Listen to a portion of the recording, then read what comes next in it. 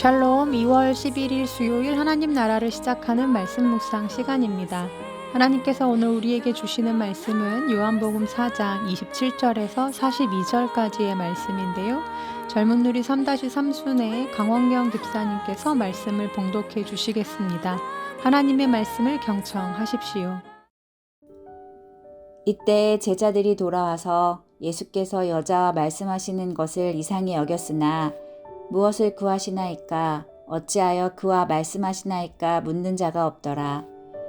여자가 물동이를 버려두고 동네로 들어가서 사람들에게 이르되 내가 행한 모든 일을 내게 말한 사람을 와서 보라. 이는 그리스도가 아니냐 하니 그들이 동네에서 나와 예수께로 오더라.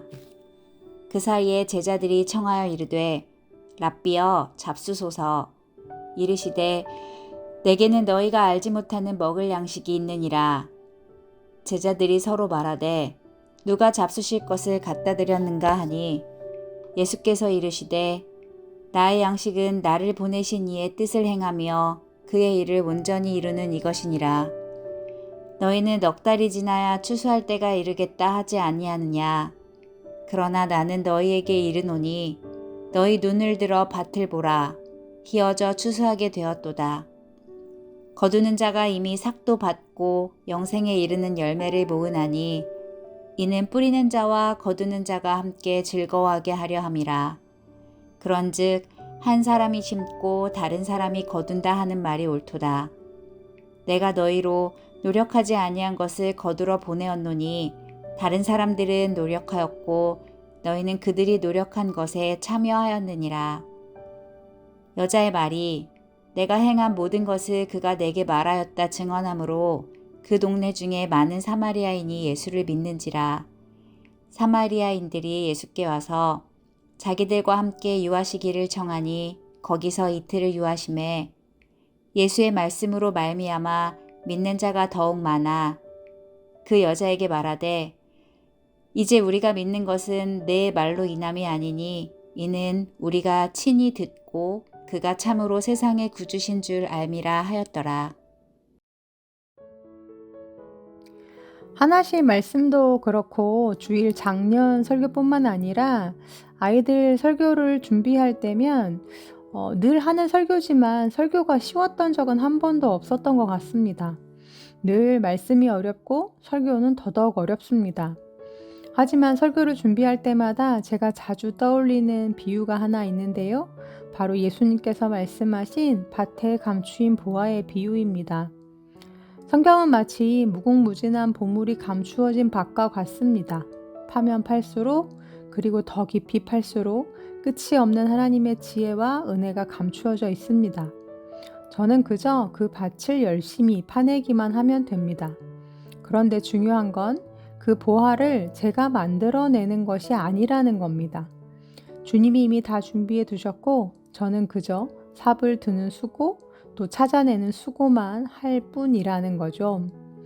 오늘 본문은 월요일부터 이어지는 본문으로 예수님과 사마리아 여인의 마지막 이야기가 담겨 있는데요.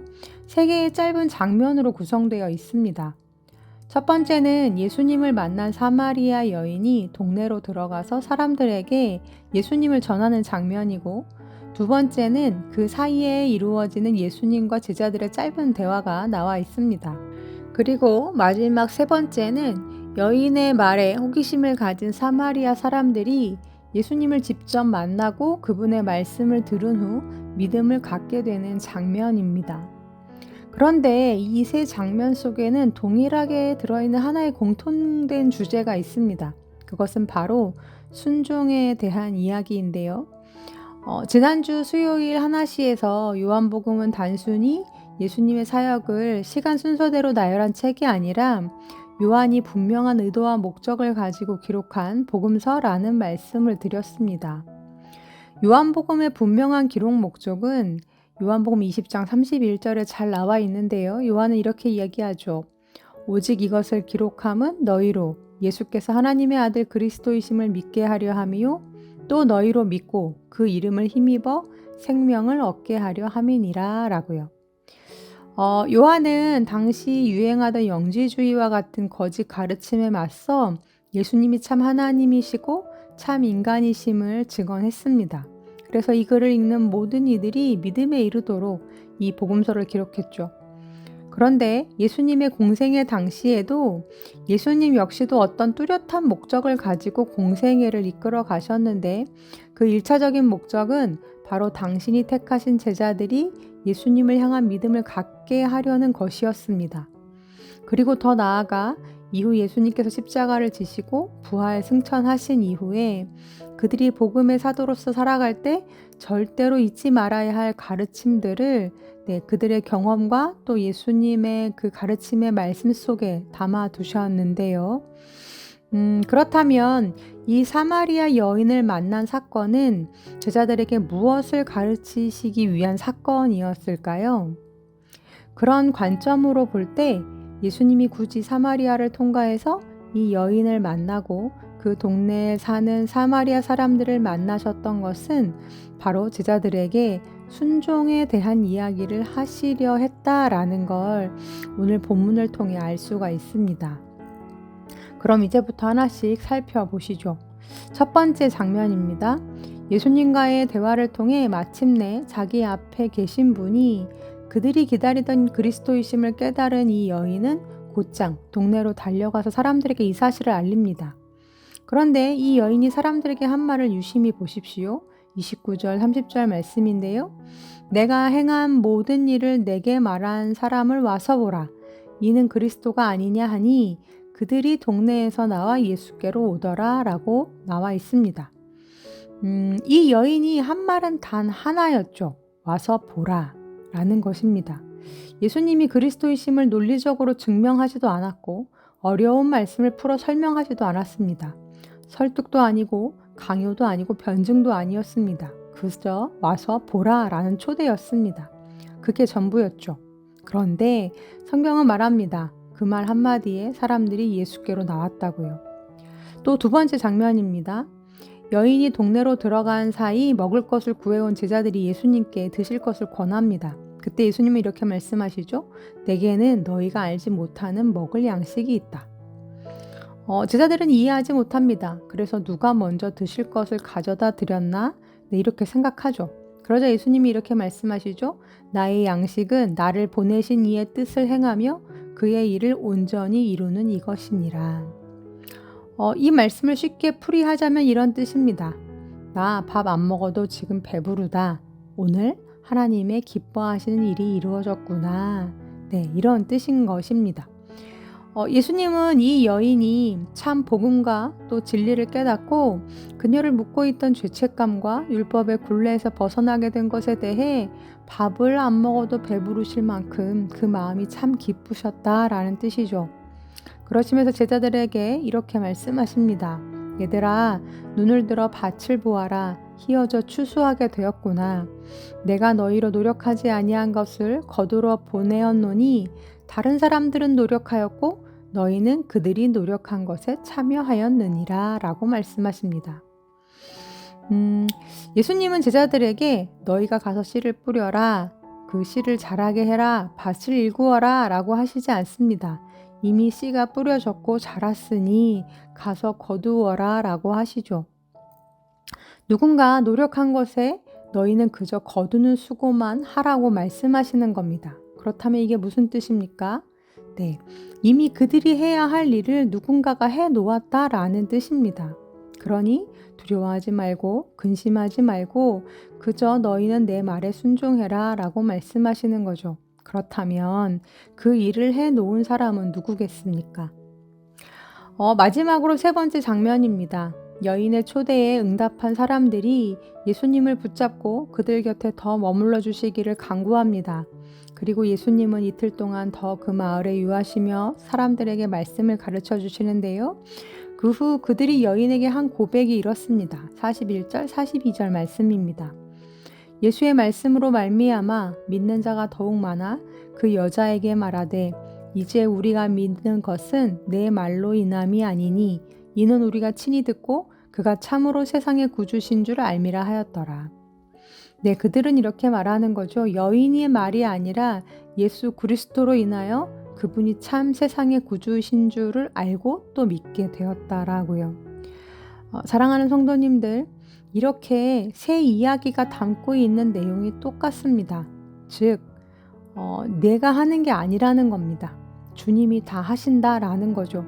예수님도 또 요한도 우리에게 이 메시지를 전하고 싶은 겁니다. 주께서 하신다. 지금까지도 그랬고 또 앞으로도 오직 주께서 하실 것이다. 그러니 두려워하지 말고 염려하지 말고 절망하지 말아라 라고 하시는 거라는 거죠. 주님은 앞서 하나님의 뜻을 행하는 것이 자신의 양식이라고 표현하셨습니다. 왜일까요? 왜 하필 하나님의 뜻을 행하는 것을 자신의 양식이라고 비유하셨을까요? 생각해보면 양식은 단순히 즐거움을 위해 먹는 간식이 아닙니다. 생명을 유지하기 위해 반드시 먹어야만 하는 것이죠. 즉, 죽어가는 영혼을 살리고 하나님의 뜻을 이루는 것은 예수님께서 어쩌다가 하시는 일이 아니라 주님의 존재의 방식 그 자체고 그분의 삶의 이유라는 뜻입니다. 우리가 잠든 사이에도 또 우리가 보지 못하는 순간에도 주님은 이 양식을 드시기 위해 쉬지 않고 일하고 계십니다. 침묵처럼 여겨지고 거절처럼 혹은 부재처럼 여겨지는 긴 기다림의 시간에도 주님은 당신의 뜻을 멈추지 않고 일하고 계십니다. 그러니 우리에게는 이렇게 말씀하시는 겁니다. 나를 믿어라. 그리고 너희는 너희의 할 일을 하여라. 그저 삽을 드는 수고만 해라. 땅을 파는 수고만 해라. 물을 길어오는 수고만 해라. 사랑하는 우리 우신 성도님들, 뒤를 잘 돌아보십시오. 우리가 한 게 아닙니다. 다 주님이 하셨습니다. 그러니 앞으로도 그러실 것입니다. 그분은 우리를 향한 당신의 사랑과 은혜와 당신의 기뻐하시는 뜻을 멈추지 않으실 것입니다. 그분이 친히 일하실 것입니다. 그러니 두려워하지 마십시오. 절망하지 마십시오. 믿음으로 기도하며 또 응답하십시오. 물을 포도주로 만드는 일도 또 밭에 보화를 숨겨두는 일도 그것은 주님이 하십니다. 오직 우리가 할 수 있는 일, 물을 떠오고 삽을 들고 주께서 행하시는 일을 기다리며 또 잠잠히 그분이 행하시는 일을 목도하는 것, 그 하나님의 역사에 기쁨으로 순종으로 참여하는 복된 인생들 다 되시기를 간절히 기도합니다. 아멘. 함께 기도하시겠습니다. 하나님, 우리가 한 줄 알았던 모든 시간 속에서 사실은 주님이 다 일하고 계셨음을 고백합니다. 보이지 않는 순간에도 멈추지 않고 뜻을 이루시는 하나님, 주님은 오늘도 멈추지 않으시고 당신의 뜻을 이루어 가실 것이기에 이 믿음을 내려놓지 않게 하시고 주님을 신뢰하게 하옵소서. 긴 기다림의 속에서도 좌절하지 않고 오늘 우리가 해야 할 일들을 묵묵히 해나가게 해주십시오. 그래서 언젠가 또 주님이 하셨다고 고백하는 그 날까지 우리가 드려야 할 순종과 수고에 참여하는 우리들이 되게 하여 주옵소서. 예수님의 이름으로 기도합니다. 아멘. 말씀을 마쳤습니다. 오늘 이후로 함께 나눌 레마의 말씀은 강원경 집사님께서 보내주신 사연 함께 나눕니다. 안녕하세요. 젊은 삼누리 삼순 강원경입니다. 제가 오늘 하나시에서 함께 나누고 싶은 말씀은 누가복음 4장 18절에서 19절 말씀입니다. 주의 성령이 내게 임하였으니 이는 가난한 자에게 복음을 전하게 하시려고 내게 기름을 부으시고 나를 보내사 포로된 자에게 자유를 눈먼 자에게 다시 보게 함을 전파하며 눌린 자를 자유롭게 하고 주의 은혜의 해를 전파하게 하려 하심이라 하였더라. 제가 분립전 광성교회에 다닐 때 이 말씀을 본문으로 한 설교를 들은 적이 있습니다. 그때 이장호 목사님께서 이 말씀은 예수님께서 공생애를 시작하시며 이 땅에 오신 이유를 예수님께서 직접 밝히신 일종의 메시아 취임사라고 하셨습니다.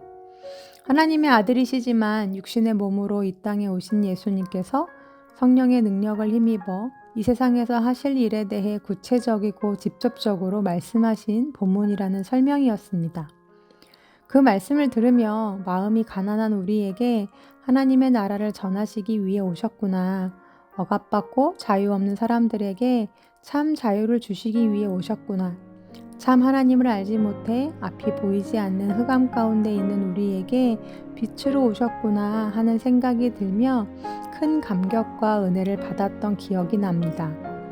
하지만 시간이 흐르며 그날의 은혜는 어느새 다 잊어져 버리고 말았습니다. 그러던 중 작년에 키즈누리에서 포마시쌤으로 섬기며 아이들과 6개월 동안 함께 예배드릴 수 있는 기회가 있었습니다. 우신교회 키즈누리 친구들은 한 달에 한 구절씩 성경 말씀을 암송하는데 그때 아이들과 함께 외워야 했던 말씀이 바로 누가복음 4장 18절에서 19절 말씀이었습니다. 순식간에 말씀을 외우는 아이들과 달리 저는 외웠다 하면 잊어버리고 다시 외우면 또 잊어버리기를 반복하며 이 말씀을 정말 여러 번 읽게 되었습니다. 그렇게 말씀을 자꾸 읽어보는 시간을 통해 하나님의 아들이신 예수님께서 이 땅에 오신 이유, 바로 거기에 하나님의 자녀인 나의 삶의 방향성도 두어야 한다는 것을 깨닫게 되었습니다. 하나님께서 원하시는 삶은 그저 나를 위해 이 땅에 오신 예수님의 은혜에 감격하며 머무는 것이 아니라 하나님을 모르는 사람들에게 하나님을 전하고 힘들어하는 친구의 이야기를 들어주며 곁에 있어주고 가난하고 아파하는 이웃에게 손을 내밀어주는 삶이라는 것을 깨닫게 되었습니다. 하지만 이런 은혜도 잠시 바쁜 일상과 고단한 하루하루 매일 해내야 하는 수많은 일들 속에 매몰돼 저는 또다시 제 삶 안에서만 허덕이며 살아가고 있습니다. 그럼에도 불구하고 잊어버릴 때마다 다시 기억해 보려고 합니다. 말씀을 붙들고 그 말씀에 제 삶을 비추어 보며 반성하고 다시 애써보고 내가 필요한 곳을 그냥 지나치지 않으려고 노력하며 살아가고 있습니다. 완벽하지 않지만 그렇게 하나님의 나라를 위해 조금이라도 애쓰며 하나님의 사람으로 살아가고 싶습니다. 네, 이렇게 사연 보내주시면서 마커스 찬양 그가 오신 이유 신청해 주셨습니다. 이번 높은 뜻 연합 사역자 수련회에서 강사님으로 오신 박용호 목사님께서 우리가 하나님께 드려야 할 기도는 하나님, 왜 저는 여기에 있나요? 제가 살아가는 이유는 무엇인가요? 저를 보내신 이유는 무엇인가요? 라는 것이라고 하셨는데요. 오늘도 그 질문에 대한 주님의 뜻을 구하며 우리 각자를 보내신 곳에서 보냄받은 자로 부르심을 입은 자로 살아가는 우리 우신 성도님들 되시기를 기도해 봅니다. 그럼 집사님께서 추천해 주신 찬양 함께 들으시면서 더 깊은 묵상 하시겠습니다.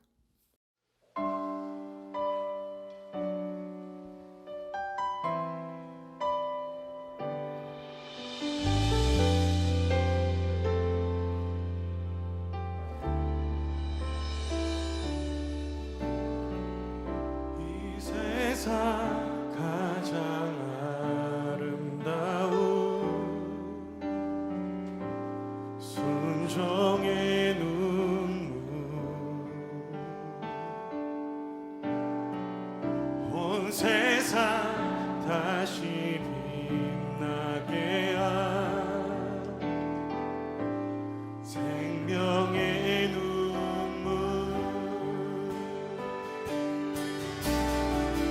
그가 이 땅에 오신 이유 죽어 살게 되고 져야만 승리하는